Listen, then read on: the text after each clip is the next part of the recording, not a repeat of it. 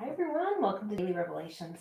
So today we are in Nehemiah 7 still, and we looked at why would they do the genealogies. And I hope you got something out of that as you read through it and thought about just what it would be like to come back to a place where your family hadn't been for a long time, and all of a sudden realizing you have family and that you went back to places where your previous ancestors had lived, and that was your city.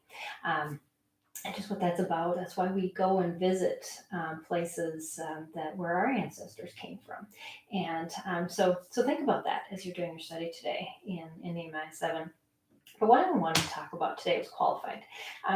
There's one verse in Nehemiah 7, and it's verse 2. And it says, Then I put Hananiah, my brother, Hananiah, my brother, and Hananiah, the commander of the fortress, which, if you hadn't caught this, the fortress. So when Nehemiah originally had asked the king for all this timber, he planned to build this fortress in addition to the wall.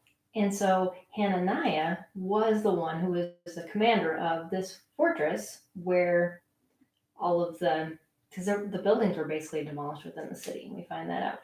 So there had to be some protected place within the city where people could live. And so Hananiah was that person.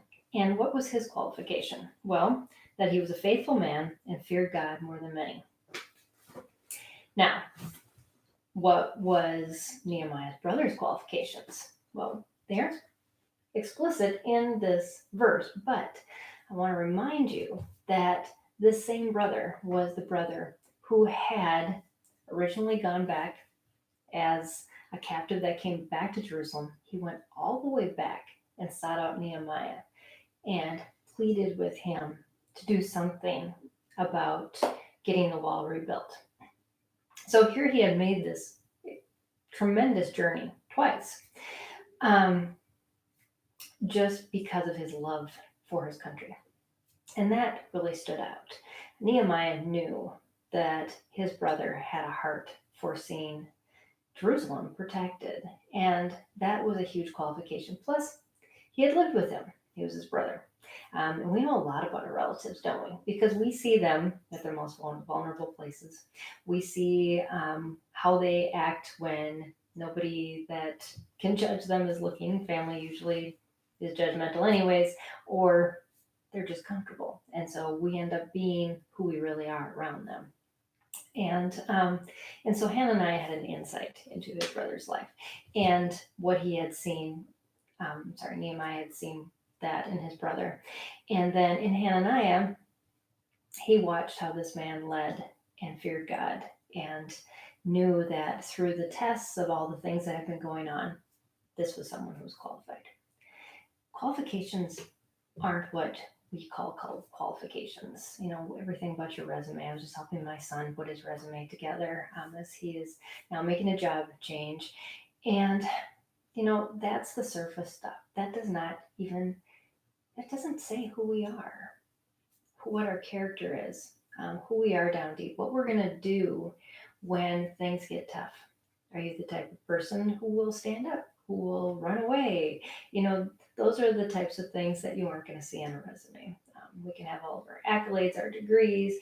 You can even put a picture now on your resume, and we can't tell much about people even by what they look like. But we have to get to know them, and that shows who's really qualified as we find out. And I was also thinking about David, and as King David, Samuel came and appointed him, and his father and his brothers are like, "What do you mean, David? He's the scrawny kid. He's not that great looking. He's out in the field with the sheep. He has no skills, all of this." And yet God says, he's the one. He has the heart for me. So anyways, sometimes even the people around us don't know because they're being judgmental. But it's those that really look for the heart of who you are, who know how qualified you are, and if you're really up to the job. So anyways, I hope that's an encouragement to you today. Went a little longer than I normally do, but hope you're having an awesome week, and I will see you again tomorrow on Daily Revelations.